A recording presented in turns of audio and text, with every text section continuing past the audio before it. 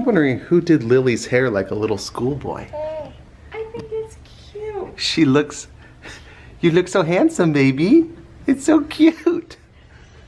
A little part there. Let's compare hair this morning. Grandma's got beautiful curly hair. Lincoln's got just like the little tiny pop-up palm tree. He really doesn't have much hair. It's looking pretty blonde though. Now Logan, in the last, I would say what, 2 weeks, James? Have you noticed how much hair's come in? A ton.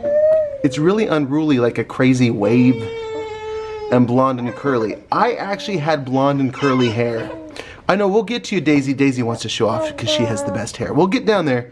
I used to have curly blonde hair when I was a toddler. Curly blonde. And this is what happened. So, Logan, you could look like this. Violet doesn't have a lot of hair. Who has more, Violet or Lincoln?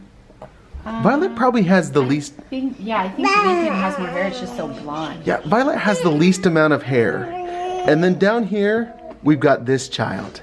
Daisy? I can't think of her. Daisy Kate. I'm so tired. Look at all this beautiful hair. And it's actually got some wave to it, some curl. Yeah. Say, don't touch me. Give me a smile, though. Do.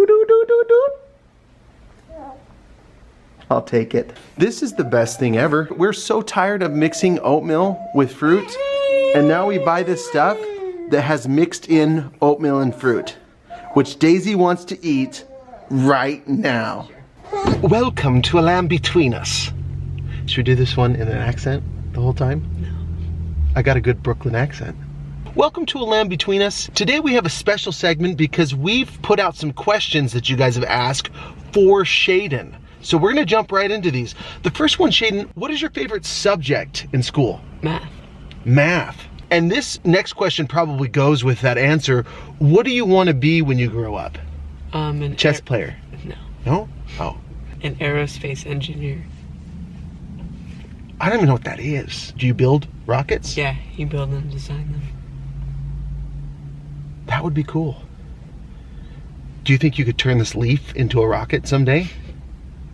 Guess. What is the most challenging part about having 5 babies in your house? Well, you can't exactly, like, be in the front room a lot without helping babies and stuff. They've taken over our front room. No, it's true. And sometimes you and Landon, I think, just disappear upstairs just to get a little peace and quiet. Fair enough. These are yes or no questions. ¿Te gusta bailar como changuito? No. Thought everybody did. ¿Cuándo fue una niña pequeña de escuela? ¿Cómo hacía su pelo? No. That doesn't even make any sense. I have a couple more questions that I think people wanted to ask but didn't. Do you know the Muffin Man? No. That lived on Drury Lane? Who let the dogs out? Who? Do you really want to live forever?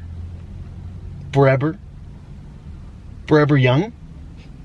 Last one, and this is a 2-part question. Who is the best dad, and why am I? You, I guess. You guess? Get out. Yeah, you keep guessing. You keep guessing.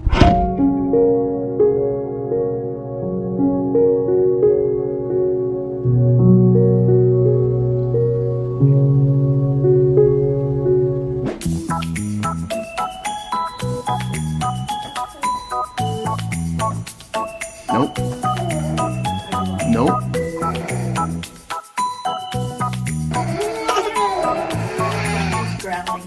Here we go.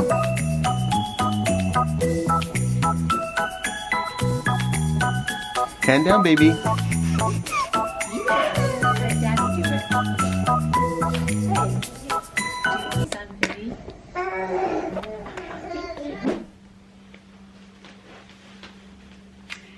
I've debated for a long time about doing this vlog, but ultimately I've concluded that it's important to show you guys what I look like after having quintuplets. Realistically, after having 7 kids, but 3 pregnancies with quintuplets. Why have I decided to show you this? Because I think as women, it's time to embrace and love who we are, embrace and love our bodies, and be grateful for the gift of life. Our bodies can do amazing things. I grew 5 babies at the same time. We can grow a human being inside of us. That's amazing. So I will show you what I look like. Okay, so this is my belly. I have lots of saggy skin now. You can kind of see, Skyler and I call it my pizza dough. I have scars that stretch like this on each side. And I have scars right here, like a little circle here. And let's see, where is it? And like right here, it's kind of faded into the stretch marks. And those are from after my C-section. I wore an abdominal binder to make my uterus contract and my stomach to shrink, but my skin actually stuck to the abdominal binder and ripped off. So it will forever be scarred right here. And that's just fine with me.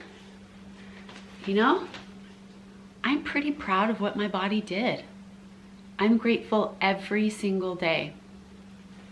Another thing that I wanted to talk about that I think is just so sweet is every morning when the girls wake up, we have an entry table that has a mirror on top of it. And I've noticed my boys in the mornings when they go wake up a little sister, they'll hold their baby in front of the mirror and they'll say, "Good morning, sweetheart," and they'll kiss their baby and they'll say, "You're so beautiful, you're so cute, you're so smart, you're so special." I didn't teach them that necessarily, they just do it. And I think it's great to teach our young boys and girls that their bodies are beautiful and made to do amazing things. I hope this sticks with you. And if you've just had a baby, I hope you embrace what you just did. And women who aren't able to have a baby, you still nurture and create goodness wherever you go. So hope you embrace and love yourself and those around you. See ya. You guys are getting to know Jamie and getting to know us. Obviously, we can't show you everything that goes on in this crazy house of ours. But if you know Jamie at all, her doing this was really a stretch to show her stomach. Recently in our community, we heard of a young girl that committed suicide that lives right here in our town. And it's something that's weighed a lot on us when we think of just the challenges that the youth face right now in this world. And we think sometimes a lot of the times with Instagram and with social media, there's always this perception of perfection. And that's what we're always showing people. And, you know, we hope that we're always honest and true with you. And we just want, you know, to take a moment just to share that. And we're sure you guys feel the same way. It's just to be aware of what it is that we're showing people, and just to look around us and see people that may be struggling for whatever reason, and to let them know that they're a gift from God, our bodies are a gift from God, this life is a gift from God, and this life's precious. Watching Jamie go through that pregnancy and seeing what this woman does, I always admired Jamie. I always thought the world of her. And she's the type of person that the more you get to know her, you just find there's more to love and more to admire. It was just so inspiring being there every step of the way. I do want to point out though, I'm not a superwoman. You know, next week marks the anniversary of when my water broke. And that's been really hard for me to process in the last few mornings. Like, I've woken up and I've cried and said to Skyler, I don't want to get out of bed. Like, I love my kids. I can't do this for one more day to do the same thing every 3 hours. So I'm not a super person. I'm just an average person like you. So I hope that's never the perception that I always have it all together, because I don't. But when I need help, I ask for help. With Shayden, after I delivered him, I had really bad postpartum depression and I didn't ask for help. I kept it all to myself. I didn't want to talk to you about it. If you need help, it's important to ask and get help. I ask Skyler when I need help. Little grandma, she comes and helps. My mom stops in. Sometimes she just feels, I don't know, inspired to drop in, and it's like perfect timing. Strong people ask for help. And Jamie has said that the last few days. She goes, this is a lot. I'm just a normal person, Skyler. I'm a normal person. How is this our life? Because our life is abnormal with all these babies. And there are highs and lows. But a message that we always want to get across is when it comes to family, it is worth every ounce of energy you put in.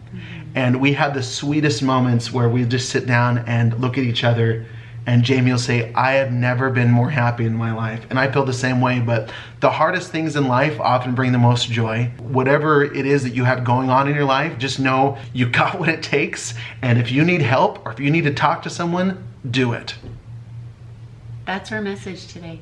We love you guys. We hope you have a good one. Our next vlog, we're gonna talk about the 5 most challenging moments of our quintuplet pregnancy. And we're excited to go through those things and share some things with you that we've never shared before. So here we go, getting real in 2019. We love you. Hope you guys have a great whatever day it is. I love you. It's Wednesday. I love you too. Thanks. You're welcome.